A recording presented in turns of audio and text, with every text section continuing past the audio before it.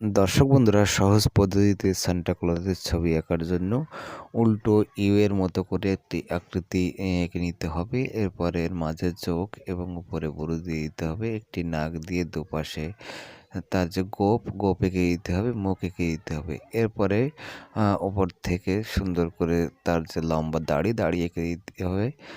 উপরে একটি টুপি বাঁকা করে এঁকে দিতে হবে। দুপাশে দুটি লাইন দিয়ে হাত এঁকে দিতে হবে সুন্দর করে, দুপাশে একই রকমভাবে হাত এঁকে দিতে হবে। এরপরে পেটের লাইন দিয়ে জামার লাইন দিয়ে দিতে হবে। বুকের মাঝ বরাবর 3টি লাইন দিয়ে দিতে হবে।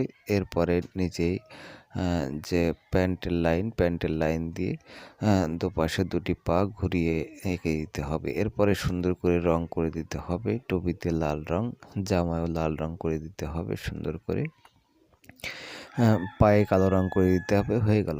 LOVE দিয়ে সহজে ভালোবাসার চিত্র আঁকার জন্য LOVE লিখে নিয়ে ও এর অংশ থেকে এভাবে একটি মেয়ের ছবি সুন্দরভাবে এঁকে নিতে হবে। পিছনের অংশে একটি হাত দিয়ে দিতে হবে। এরপরে মাথার শেপ দিয়ে দিতে হবে। নাক, কান, চোখ, মুখ এগুলো এঁকে দিতে হবে। পিছনের অংশে চুলের একটা বেনি করে দিতে হবে। এরপরে এর অংশ থেকে একটি ছেলের ছবি এঁকে নিতে হবে। এভাবে চোখ, নাক, মুখ দিয়ে দিতে হবে। উপরে একটা টুপি এঁকে দিতে হবে। একটা হাত পিছনের দিকে প্রসারিত করে দিতে হবে। নিচে সুন্দর করে পা এঁকে দিতে হবে। ভি দিয়ে এভাবে একটা লাভ করে দিতে হবে। ছেলের হাতে একটি বেলুন এবং মেয়ের হাতে একটি বেলুন দিয়ে সুন্দর করে রং করে দিতে হবে। তো হয়ে গেল LOVE দিয়ে সহজে ভালোবাসার একটি চিত্র আঁকা। তোমাদের কেমন লাগলো? দর্শক বন্ধুরা, এভাবে সহজে বাচ্চাদের কুকুর আঁকা শিখিয়ে ফেলো। পরপর একই রকম করে 5টি শূন্য বা বৃত্ত একসাথে এঁকে নিতে হবে। এরপরে প্রথম বৃত্তের মাঝামাঝি অংশ থেকে তৃতীয় বৃত্তের মাঝামাঝি অংশে এভাবে একটি মাথা এঁকে নিতে হবে। গোল করে দুটি চোখ এঁকে দিয়ে উপরে ভুরু দিয়ে দিতে হবে।